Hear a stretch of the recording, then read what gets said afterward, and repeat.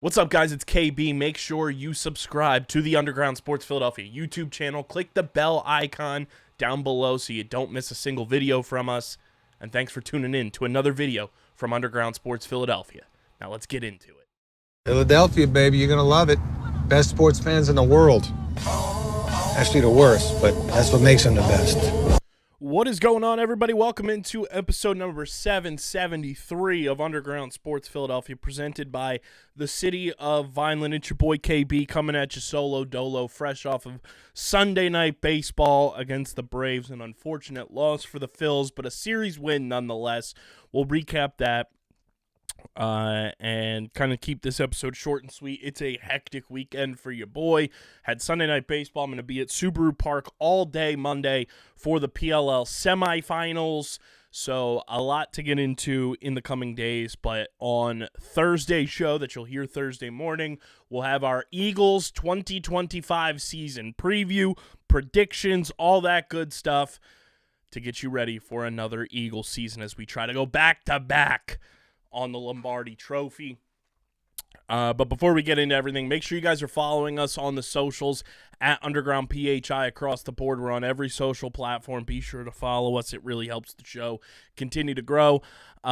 Be sure to follow me if you choose to on the socials at KBIZZL311 on Twitter, KBIZZLE11 on Instagram and Threads.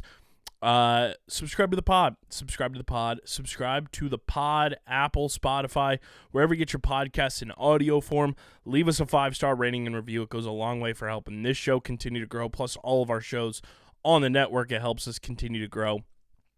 So keep on subscribing, and of course, leave those 5-star reviews and subscribe to the Underground Sports Philadelphia YouTube channel, youtube.com/@UndergroundSportsPhiladelphia. Leave a like on the video, drop a comment in the comment section, and click that bell icon so you know whenever new videos go live. We are 3 subscribers away from our next 100 subscriber milestone, so keep subscribing, youtube.com/@UndergroundSportsPhiladelphia. And guys, this show is proudly presented by the city of Vineland. And the Garden State Comic Fest is coming to the new Vineland Convention Center Saturday, November 15th from 10 a.m. to 6 p.m. and Sunday, November 16th from 10 a.m. to 4 p.m. Meet Melissa Joan Hart. Yes, Sabrina the Teenage Witch. Plus, fan favorite stars like Dan Parent, the legendary Archie's comic artist and writer, Kevin Clash, the voice of Elmo, Splinter, and Baby Sinclair, and Keith Williams, iconic comic book inker from Marvel and more. Comics, cosplay, collectibles, and over 6,000 fans. For more information and details, visit gscfvineland.com. Again, the Garden State Comic Fest is coming to the new Vineland Convention Center Saturday, November 15th and Sunday, November 16th. Visit gscfvineland.com for all the details. Vineland, New Jersey, where it's always growing season. And big thank you to Security 21 Security Systems and Paul J. Gillespie Incorporated for their continued support of this podcast.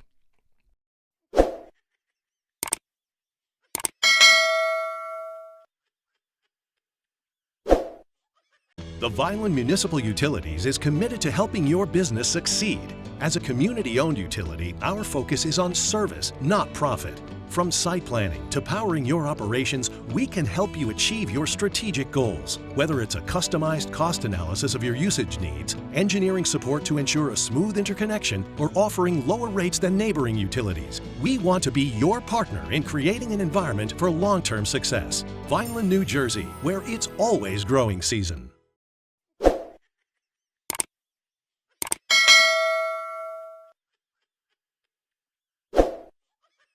Ladies and gentlemen, boys and girls, the Fightin' Phils win yet another series as they take 3 out of 4 from the Atlanta Braves at Citizens Bank Park. A great series win. They win the first 3, 19-4 on Thursday as Kyle Schwarber makes a little history, hits 4 home runs in a game, becoming the 21st player to do so. We talked about it a little bit on the show, because I had to record it on Thursday, but Kyle Schwarber, historic night, ends up on Abbott Elementary. Then on Friday, the Phils squeak out a 2-1 win. Saturday, 3-2, extra innings, W in the books. And then on Sunday, they unfortunately fall 3-1 to the Atlanta Braves in the series finale. But nonetheless, this is a great series win to bounce back from just an ugly Mets series that you got swept in up at Citi Field. And you walk away from the series essentially going to be up more games in the division once the Mets come to Citizens Bank Park than what you were going into Citi Field. You know, you're going to have opportunities here against the Brewers. You're going to have opportunities against the Marlins before the Mets come up to Philadelphia, come down to Philadelphia, whatever you want to call it. But this is a good bounce-back win for this team. And anyone who is still up in arms about whether or not the Phillies are a good baseball team or if they're going to try to use Sunday Night Baseball as a ploy to discredit what this team did against a bad team. You're supposed to beat up on the bad teams in Major League Baseball. That's how you know you are a good baseball team. You need to find ways to win, and they did just that. And while the game that was 19-4 was wildly impressive, winning 2-1, winning 3-2 in extra innings, kind of grinding out until the end and surviving for most of the game on Sunday, 1-0, that's key for when the playoffs roll around. Being able to navigate and welcome the uncomfortable in those close games is what the postseason is all about. The Phillies will, no doubt about it, be in a lot of close games down the stretch, be in a lot of close games in the playoffs, and being able to navigate and win those games, come up clutch, and have clutch players win you those games is such a big component of what this team's postseason success will be. And I got to say, this is an impressive series win from that standpoint. Is it the best series win of the season? No. Is it the most important series win of the season? No. But this is an impressive series win because they found a way to win a 4-game series at home, coming off a disappointing trip to Citi Field against your biggest rival. And it showed to a lot of people that I think were doubting this team, still counting them out as, you know, I'm waiting until the playoffs, whatever it may be. It showed that this team can win close games. They can rally. They can win in extra innings. They can find ways to come away victorious, and they did just that, especially on Saturday night, 3-2, that final score in extra innings. Especially when the Braves scored in extra innings. And, you found a way to grind it out. You found a way to overcome your opponent recording more hits than you in the game. I was very impressed by just the never say die attitude we saw against the Braves, and I want to see that against these other teams upcoming. Do it against the Brewers. Do it against the Marlins. Do it against the Mets, the Royals, the Dodgers, the Diamondbacks, the Marlins again, and the Twins. Let's see what this team is able to dig deep and find in themselves down the stretch here and really make it so that the haters and the naysayers and the doubters start to realize that this team is really, really good. That's what I want people to understand is I've seen so many people opining for the 2022 Phillies, and while that team will forever be very special to so many, myself included, that team needed the final series of the season to even get into the playoffs as a wild card. Do we not realize that team was borderline 500? The 2022 Phillies had to claw and grind and battle it out just to get into the postseason. The 2022 was the year that both the Braves and Mets won 101 games. The Phillies finished with 87 wins, needed the Marlins for a little bit of help to get into the postseason, and they did just that. Okay? They needed help to get in, and they got the help from other teams. They didn't control their own destiny. Right now, the Phillies control their own destiny. They've controlled their destiny for the past couple of seasons. 2023, they had to get in as a wild card. The Braves won 104 games. Last year, they won the division, but things fell apart down the stretch, and they were not a good baseball team down the stretch run of the season. They were very average on the road as well. They were damn near 500. They finished slow down the season. They took a nosedive, quite honestly. This year, they are on the up and up coming out of the All-Star break as opposed to what they were in 2024. This is a very, very good baseball team. They are wildly talented. It's brutal that Zach Wheeler is out for the year from a baseball perspective and from a human life perspective. But at the end of the day, this team needs to persevere. They need to overcome all of that, and they're finding ways to do it. Jesus Luzardo has looked amazing. He looked great on Sunday night, and if you're going to get that version of Jesus Luzardo in this rotation, that's a huge boost for this team. Christopher Sanchez is a Cy Young candidate. Ranger Suarez has been very good pretty much since he's come back from the injury. And Aaron Nola looks to be finding his way. You are 4 deep in the rotation, not including Taijuan Walker, and not including a guy we're going to talk about in just a little bit. But I do have to give a tip of the cap here, and the tip of the cap is brought to you by our friends over at 47. 47 are truly, they are my go-to hat brand. I am always in the 47 Alley store at Citizens Bank Park. I got this nice little number if you're watching on YouTube. Rope hat with the Philly Fanatic, nice little 90s vintage vibe, 80s vintage vibe. I love 47. They're truly the best in the game, and from their headwear to their apparel, nobody is better. I have a whole collection of 47 hats down here on the desk in Underground Studios because I'm always repping them. I've been rocking them for decades, and they're truly one of a kind. They are dropping their new Carhartt collab with every league, NBA, NHL, more MLB, NFL, and of course NCAA on September 3rd. So use our link in the description, shop with 47, join the 47 family. It's free to join. Just create an account, and you earn points on every purchase. Goes towards free swag. Who doesn't love free? Join the 47 family today by using the link in the description to shop with our friends at 47. And we thank 47 for being a proud partner of Underground Sports Philadelphia. Here's the thing, guys.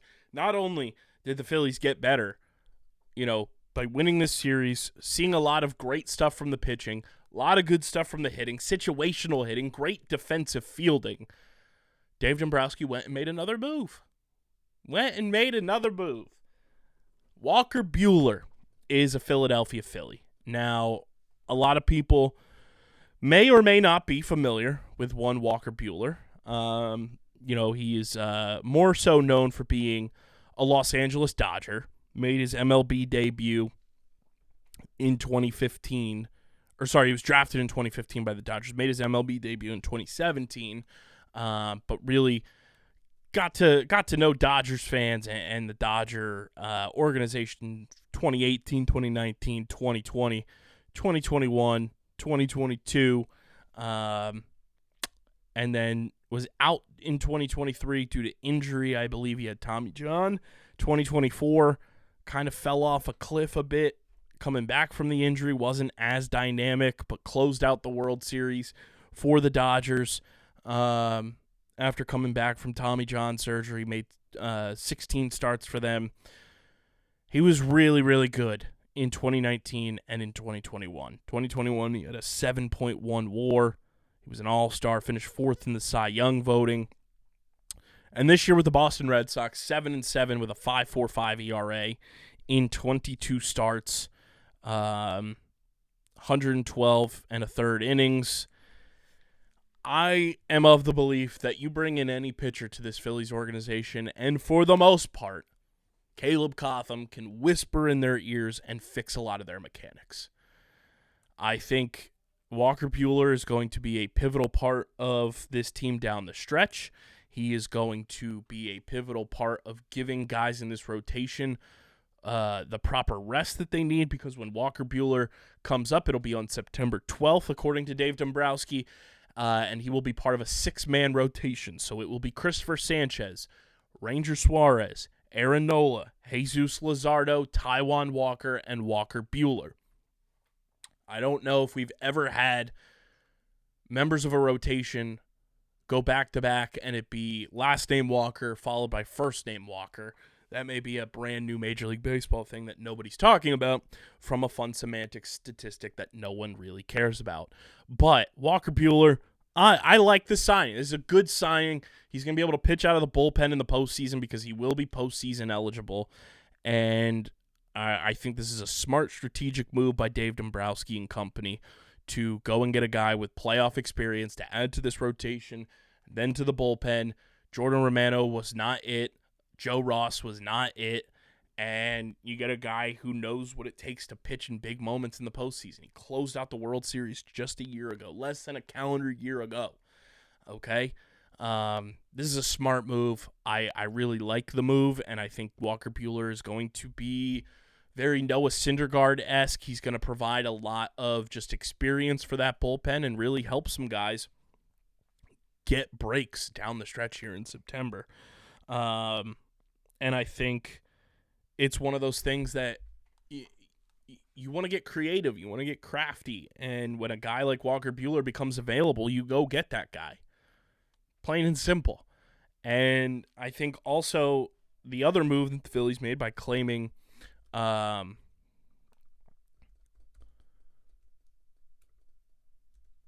what is his name? Phillies roster move 2025. The Phillies also made another move, and I'm totally blanking on his name, and it sucks because he is a Philly guy.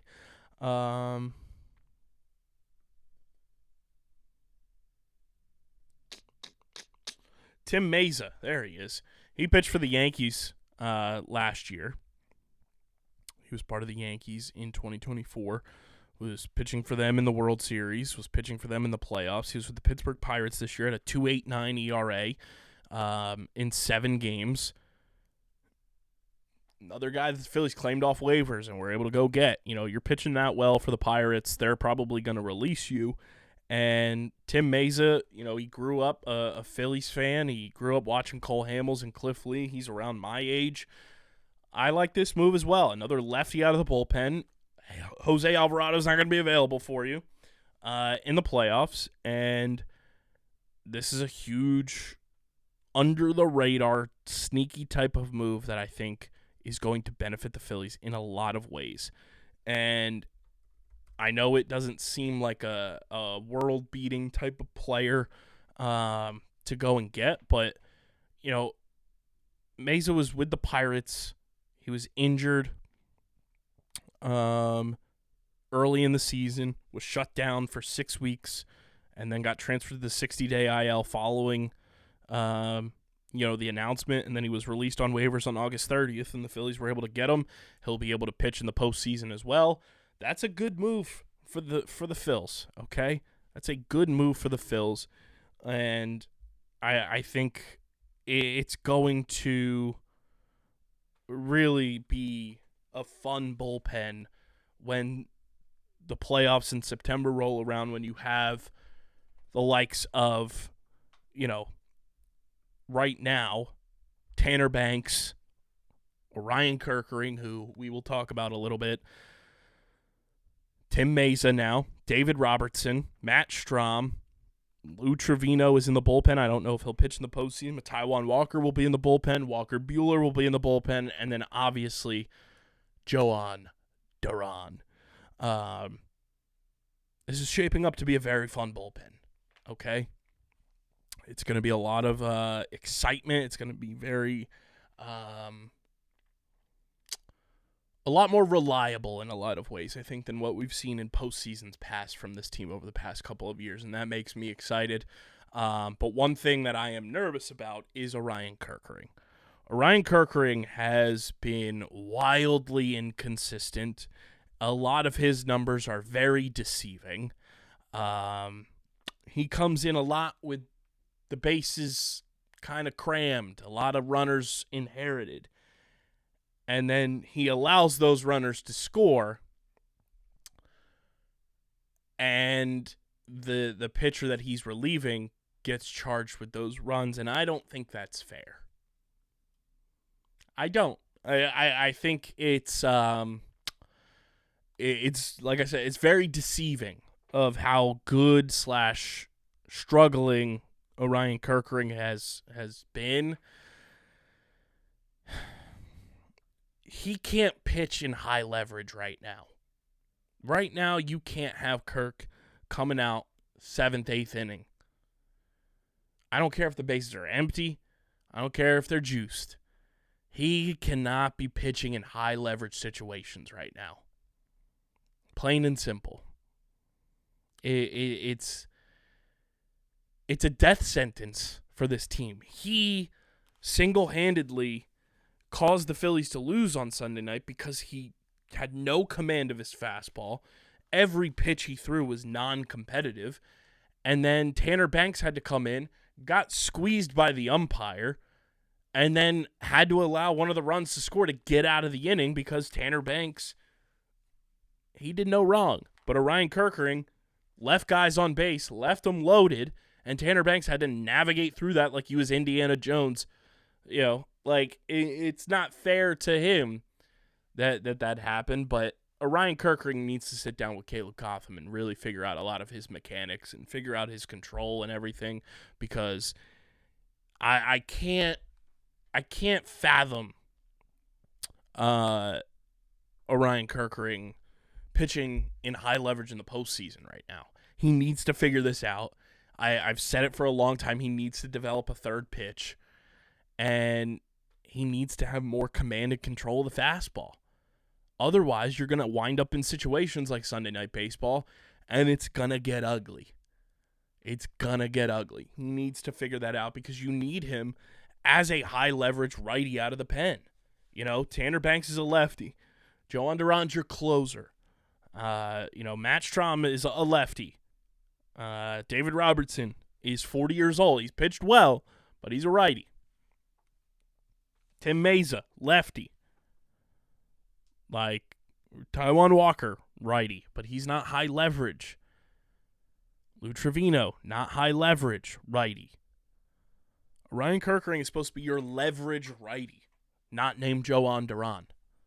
And he's got a lot of things to clean up in the next month to really have us feeling okay about Orion Kerkering coming in a big moment in the postseason. And that's concerning right now, but hopefully he's able to figure some things out, get that all straightened out on the straight and narrow, and be good to go. But it does concern me in a lot of ways right now with what Kerkering has done over the last month and a half. I mean, he's been terrible with runners on base all year long. And, I mean, in his last 15 games, he's 2-0, but he's got a 4.26 ERA. He's given up 11 hits, 6 earned runs. He's walked 5. He's got a huge walk problem right now. And in his last 7 games, he's got a 9.64 ERA in 7 games. Only 4 2/3 innings pitched. He's given up 5 earned runs, 5 walks, 4 strikeouts, 6 hits, and a 2.36 whip. That's bad, guys. That is bad. He's got a lot to figure out over the next month to really hone in and clean a lot of things up.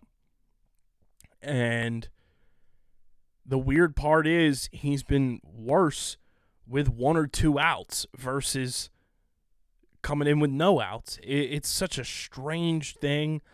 I don't know what the issue is. Trying to see when he's at his work. He pitches not that great in night games. A 3.82 ERA in night games.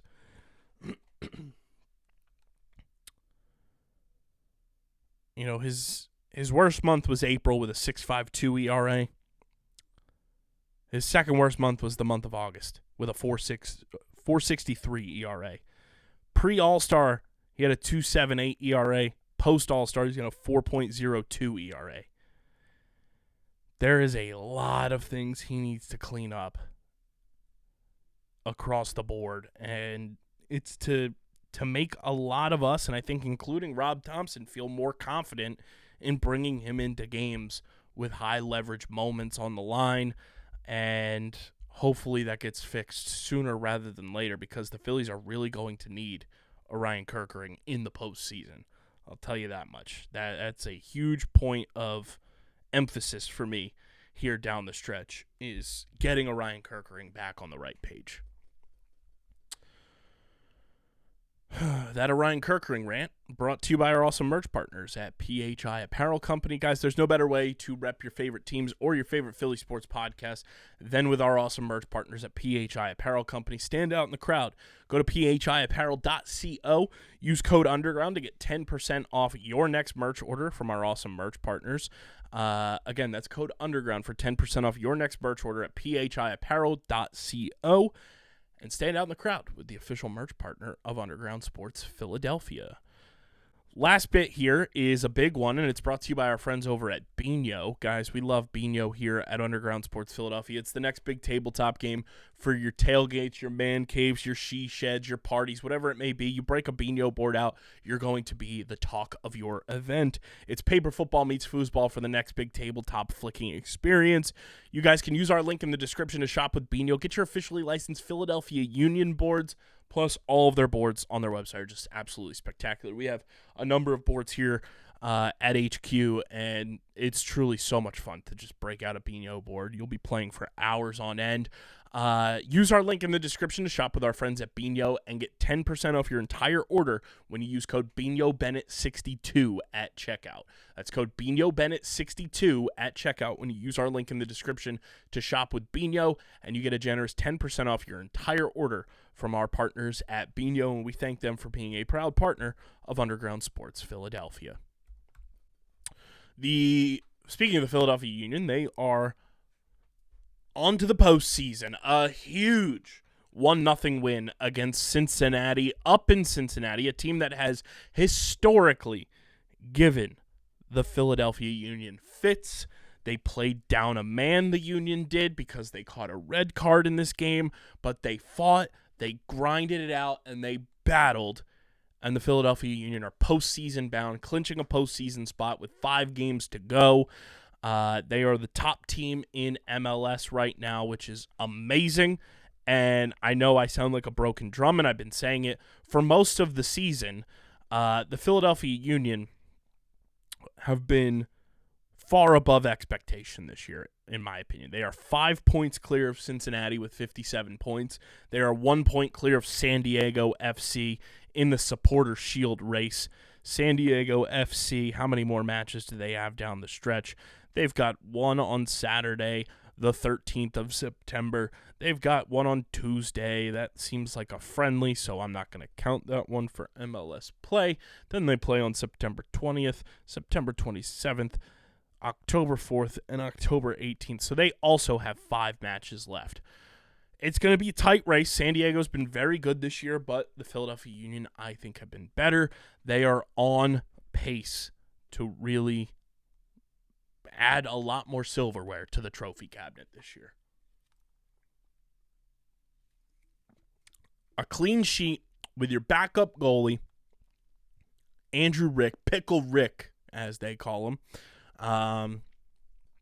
against the number 2 team in the East, a team that this team in Philadelphia could see again down the line. That is a massive, gutsy win by the Philadelphia Union. Maybe their best win of the year. Quite frankly, it may be their best win of the season. Just the adversity, being on the road, what it meant in terms of clinching a playoff spot. It's a huge, huge spot for them to go out and get a W this season, and they should be very proud of the way that they played. A huge win for them to just continue forward, and I'm stoked for where this team's trajectory is right now. I think they are on pace to do a lot of really fun stuff here going into the stretch run of this season. And genuinely, like, looking back on their schedule, this, quite frankly, could be the best win they've had all year. Very gutsy, very good performance. Their next match will be in Vancouver on September 13th before they head to Nashville for the U.S. Open Cup semifinal on Tuesday, September 16th. Then Philadelphia back home against New England on September 20th. Then they go to D.C. on September 27th. Then they are at home. I will be there with Matt and Sarah on October 4th. And then they go to Charlotte on October 18th to finish out the regular season. This team rocks, guys. And if you're not on board with the Union yet, I don't know what it will take to convince you, but they are just so fun right now.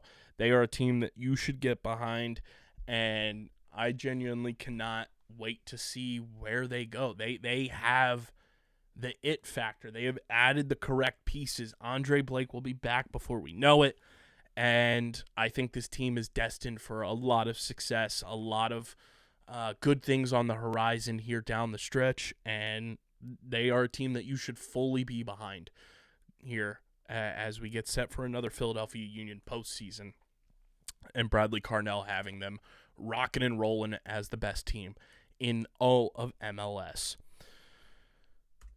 That's all I got for you guys on this one.